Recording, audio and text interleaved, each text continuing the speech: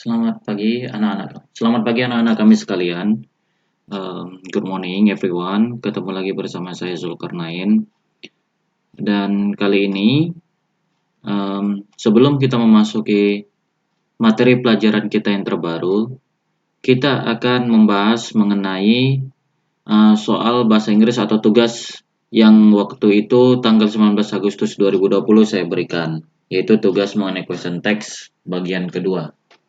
Nah, di sini kalau kalian perhatikan di layar di video ini, nah di sini saya sudah buat, inilah tugas yang kemarin saya berikan pada kalian, dan alhamdulillah sebagian sudah ada yang memberikannya walaupun jumlahnya tidak banyak. Ya, tidak apa-apa, seperti yang saya bilang sebelumnya, bahwasanya tiap kali kalian mengumpulkan tugas, maka ada poin plus untuk kalian yang memberikan tugas dengan yang tidak memberikan tugas, itu beda pasti poinnya. Nah, oke, tanpa berlama-lama waktu lagi, kita akan membahas mengenai atau menjawab soal-soal di tanggal 19 Agustus 2020. Nah, di sini kita buat contohnya, Dina always learns English every Wednesday, doesn't she? Gitu ya. Jawabannya doesn't she. Nah, di sini untuk nomor 1, the teachers had a meeting last week. Nih ya, the teachers had a meeting last week. Pertama, sebelum kita menjawab pertanyaan ini, kita harus lihat. Nah, had a meeting last week. Kita lihat di sini last week itu artinya adalah minggu lalu. Minggu lalu berarti past tense. Nah, seperti yang sudah kita pelajari sebelumnya, kalau dia past tense, maka auxiliary-nya itu pastinya did. Nah, berarti jawaban di sini adalah did. Nah, auxiliary-nya udah pasti did. Nah, cuma positif atau negatif. Nah, kita sudah tahu kalau ini adalah bentuk positif, maka di sini sudah pasti menjadi didn't. Nah, the teachers ini dia bentuk plural, bentuk jamak, ya. Maka dia di sini menjadi they, mereka. Nah, maka untuk soal nomor 1 ini jawabannya adalah didn't they. Oke. Nah, yang kedua, Doni doesn't care about his job. Doni tidak peduli dengan pekerjaannya. Betul kan? Gitu. Oke. Nah, nggak usah bingung menjawabnya. Di sini sudah ada kata does. Itulah auxiliary-nya. Berarti di sini sudah jelas does. Nah, karena di sini udah pakai doesn't, yang artinya ini adalah kalimat negatif, maka sudah pasti question text-nya adalah positif. Maka di sini menjadi does. Ya, does siapa? Does Doni. Doni itu laki-laki, maka di sini menjadi does he. Oke. Iya. Selanjutnya untuk soal nomor 3. Oke, untuk soal nomor 3. We gave our money to the beggar an hour ago. Kami memberikan uang kami kepada pengemis itu 1 jam yang lalu. Nah, di sini ada kata 1 jam yang lalu. Ini artinya 1 jam yang lalu. 1 jam yang lalu berarti dia adalah kalimat past tense. Maka sudah pasti sama dengan ini tadi, last week, ya kan? Past tense. Maka dia pakai did. Maka di sini dia pakai did. Nah, coba lihat kalimat ini positif atau negatif. Kalimat ini adalah kalimat positif, ya. Maka dia menjadi didn't. Didn't we. Oke. Nah, jawabannya adalah didn't we. Selanjutnya untuk soal nomor 4. I don't know the man. I don't know the man. I don't know the man. Nah, di sini sudah ada kata don't. Ya, di sini udah kata don't, maka di sini otomatis dia menjadi do. Do, ya kan? Do you. Sorry. Iya, do you. Saya tidak mengenal pria itu kan? Boleh. Atau bisa juga jawab do I. Sorry, jawabnya do I. Do I gitu. Saya tidak mengenal pria itu kan? Oke. Kenapa dia do I? Karena di sini ingat ini don't, kalimat negatif. Maka kalau ini kalimat negatif, question text-nya adalah positif. Maka dia di sini menjadi do I. Oke, lanjut. Mary and Toby always go to swimming pool. Ini ya, nomor 5. Mary and Toby always go to swimming pool every weekend. Ya, always go to swimming pool every weekend. Nah, ini tensesnya apa? Nah, karena dia ada kata every weekend, ya every weekend, berarti dia itu menunjukkan present tense, kegiatan yang dilakukan sehari-hari. Oke. Maka dia present tense itu kemarin sudah saya jelaskan auxiliary-nya ada 2. Kalau nggak do, does. Nah, sekarang karena dia di sini 2 orang, maka to be-nya ini udah otomatis do, bukan does, ya. Maka di sini dia di sini menjadi do siapa? Mary dan Toby menjadi do. Nah, positif atau negatif ini? Ini positif atau negatif? Ya, positif. Maka dia di sini menjadi don't they. Oke. Itulah jawaban nomor 6. Selanjutnya, Susan didn't meet you last night. Susan tidak bertemu denganmu tadi malam. Tadi malam adalah past tense, menceritakan kejadian di masa lampau. Tadi malam. Nah, di sini udah ada kata did, ya. Didn't, tidak, ya, tidak. Berarti ini adalah kalimat negatif. Maka sudah otomatis di sini jawabannya adalah did, ya. Susan menjadi she. Did she. Inilah jawaban soal nomor 6. Lanjut. The sun always rises from the east, ya. Matahari selalu terbit dari sebelah timur. Nah, matahari selalu terbit dari sebelah timur. Nah, ini menunjukkan kegiatan yang dilakukan sehari-hari. Matahari kan selalu terbit dari timur. Nah, maka ini adalah otomatis adalah bentuk present tense. Nah, kalau dia present tense, tadi saya bilang auxiliary ada 2. Kalau nggak do, yaitu does. Sudah? Kalau nggak do, does. Nah, sekarang ini pakai do atau does? Kita lihat subjeknya. Subjeknya adalah the sun, matahari. Nah, sudah jelas berarti kalau dia matahari, berarti dia satu, berarti dia pakai does. Nah, does positif atau negatif? Kalimat yang nomor 7 ini positif, maka otomatis di sini menjadi doesn't it. Nah, kenapa dia it? Karena matahari itu dia benda, ya. Makanya dia pakai it. You live in Bandung last year. Kamu tinggal di Bandung tahun lalu, kan? Nah, you live in Bandung last year, tahun lalu. Berarti past tense. Past tense sudah otomatis dia pakai did. Kalimatnya ini positif atau negatif? Positif atau negatif? Jelas positif. Maka dia di sini menjadi didn't. Ya, didn't you. Oke. Sudah? Nah, lanjut nomor 9. My mom and my dad always give me a good advice. Ayah dan ibu saya selalu memberikan nasihat yang baik. Ayah dan ibu saya selalu memberikan nasihat yang baik. Oke. Jawabannya apa? Always, selalu. Selalu itu berarti adalah kegiatan yang dilakukan sehari-hari. Setiap kegiatan yang dilakukan sehari-hari, itu sudah pasti auxiliary-nya kalau nggak do, does. Nah, sekarang my mom and my dad, ini subjeknya. Subjeknya adalah my mom and my dad. Pakai do atau pakai does? Iya, benar, pakai do. Kenapa pakai do? Karena subjeknya lebih dari satu. Positif atau negatif? Ya, ini kalimat positif karena tidak ada kata not, tidak ada kata tidak di situ. Maka di sini menjadi don't. Ya, they. Kenapa jadi they? Karena mereka 2 orang, ibu dan ayah saya. Don't they. Oke, lanjut. You want this pandemic get over soon. Kamu ingin pandemik ini segera berakhir, kan? Iya. Kamu ingin pandemik ini segera berakhir, kan?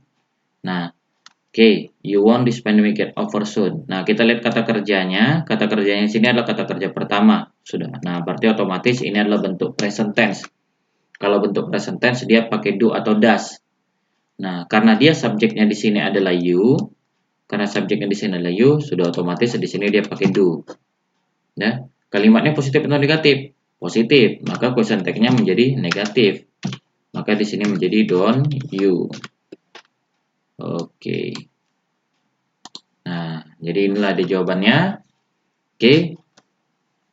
Inilah jawaban soal untuk question tag yang bagian kedua. Nah, bagaimana dengan jawaban kalian? Apakah kira-kira benar semua atau salah semua gitu? Ya tidak apa-apa, apapun jawaban kalian, bagaimanapun jawabannya, yang penting kalian mau mengerjakan lebih dahulu. Benar salah itu urusan belakangan, yang penting kalian mau kerjakan dahulu saja. Oke. Nah, ya, mungkin berakhirlah untuk pelajaran question tag kita. Nah, kita akan lanjut mengenai bahasan kita berikutnya, yaitu bahasan kita berikutnya adalah, ya, kita akan membahas mengenai naratif teks. Naratif teks. Oke. Nah, naratif teks. Kita akan ngebahas mengenai naratif teks. Atau kalau dalam bahasa Indonesianya, naratif teks itu disebut dengan nama teks naratif. Nah, apa itu teks naratif? Definitionnya ya. Definition itu definisi ya. Definisi naratif teks adalah narrative text is a text that tells a story that has chronological events. Ya. Naratif teks adalah teks yang menceritakan sebuah cerita yang memiliki kronologis cerita yang berkesinambungan. Ya. Nah, ya, oke, jadi yang artinya naratif teks adalah teks yang menceritakan suatu kejadian yang saling berhubungan. Jadi naratif adalah teks yang menceritakan suatu kejadian yang saling berhubungan. Oke, function. Oke, fungsi. Ya, fungsi. Oke, jadi apa fungsi dari naratif teks? Apa fungsi dari naratif teks? Fungsi dari naratif teks adalah, to amuse or to entertain the readers. Ya, yang artinya untuk menghibur pembaca. To amuse or to entertain the readers. Jadi, fungsi dari naratif teks itu adalah untuk menghibur atau mengentertain pembaca. Nah, makanya itu teks naratif ini dia biasanya cerita-cerita yang sifatnya mungkin terkadang fiksi seperti dongeng, legenda, mitos dan sebagainya. Karena dia sifatnya itu adalah untuk menghibur si pembaca, ya. Nah, jadi jenis-jenis naratif teks, types ya. Types of narrative text. Types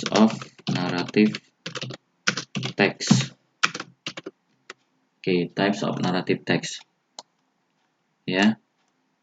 Nah, jenis-jenis naratif teks. Jenis-jenis naratif teks yang pertama itu ada fairy tale.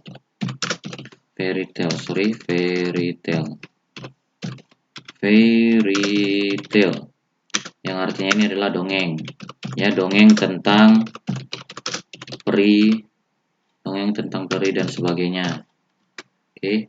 Kemudian ada misteri, ya, misteri sudah pasti kita tahu ya tentang misteri. Baru kemudian ada tentang science fiction. Itu fiksi ilmiah. Kemudian ada romance.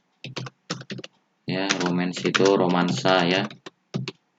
Lalu kemudian ada dia horor. Ya, beda horor dengan misteri ya. Ini horor ya, cerita seram lah saya bilang namanya, cerita seram. Oke, baru kemudian ada fable. Fable itu adalah dongeng tentang hewan. Dimana kalau di fable ini di situ digambarkan hewan-hewannya dia itu bisa bicara, bisa bertingkah laku layaknya manusia. Kemudian ada myth, ya, myth itu mitos. Lalu ada legend. Legend itu legenda. Kemudian ada history. History itu sejarah, ya. Lalu kemudian ada slice of life, ya, bagian kehidupan. Slice of life, bagian kehidupan. Baru terakhir ada personal experience. Personal experience, pengalaman pribadi. Oke. Nah, saya ulangi sekali lagi ya. Tipe-tipe dari naratif teks, yang pertama itu ada fairy tale. Yang pertama ada fairy tale. Yang kedua ada misteri. Yang ketiga ada science fiction atau fiksi ilmiah. Yang keempat ada romance atau romansa. Yang kelima ada horor atau cerita seram. Yang keenam ada fable atau dongeng tentang hewan. Yang ketujuh ada myth atau mitos. Yang kedelapan ada legend atau legenda. Yang kesembilan ada history atau sejarah. 10 slice of life, bagian kehidupan.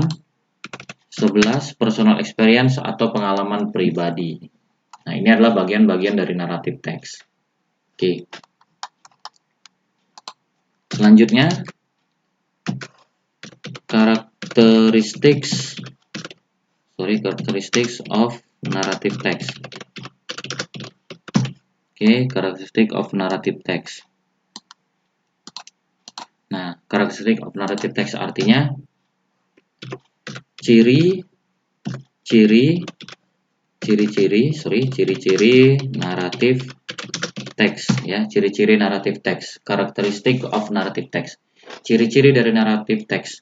Yang pertama, naratif teks itu dia menggunakan past tense, ya. Oke, kata kerja atau kejadian masa lampau. Oke.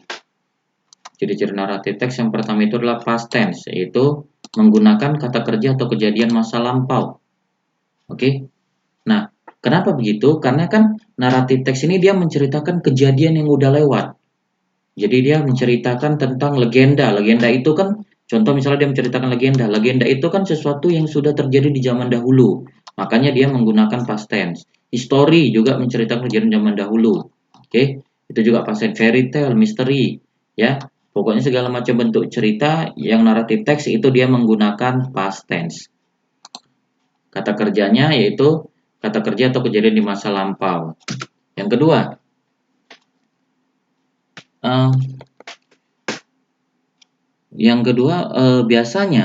biasanya naratif teks ini dia menggunakan keterangan waktu yang tidak spesifik, ya. Menggunakan keterangan waktu yang tidak spesifik. Contoh ya. Contoh.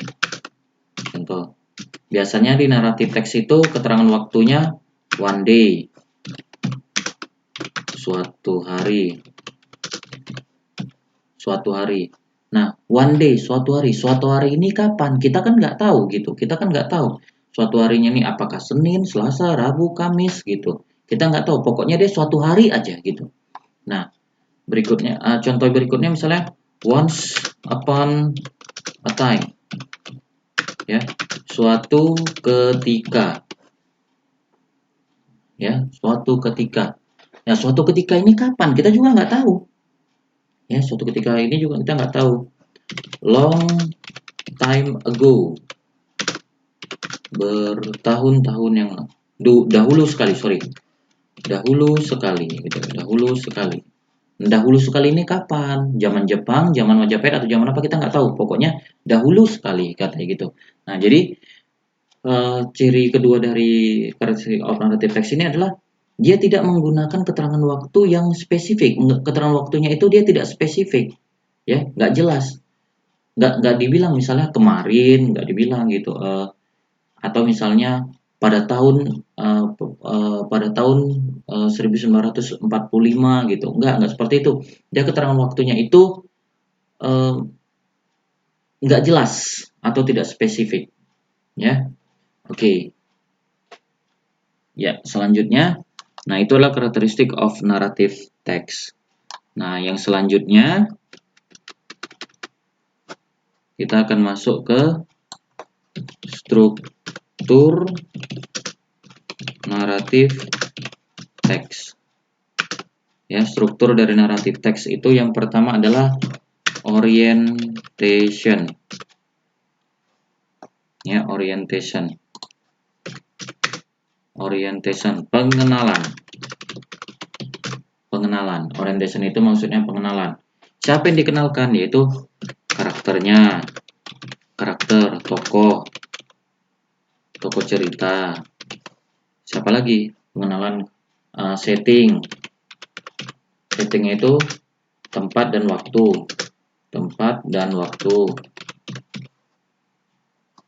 Sorry, ini tempat ya. Tempat dan waktu. Ya. Oke. Itu yang diperkenalkan. Orientation. Nah, struktur yang kedua dari naratif teks adalah complication. Konflik atau permasalahan. Nah, apa permasalahannya? Contohnya misalnya kalau cerita mencundang. Contoh ya. Example, the story of Malin Kundang. Oke, konfliknya, complication-nya. Oke, Malin Kundang wanted to leave his mother. Ya, Malin Kundang itu dia ingin meninggalkan ibunya to get a job. Ya, Malin Kundang ingin meninggalkan ibunya untuk mendapatkan pekerjaan. Ya. Oke, nah itulah konfliknya. Nah, berikutnya yang ketiga, habis complication, maka lanjut dia resolution.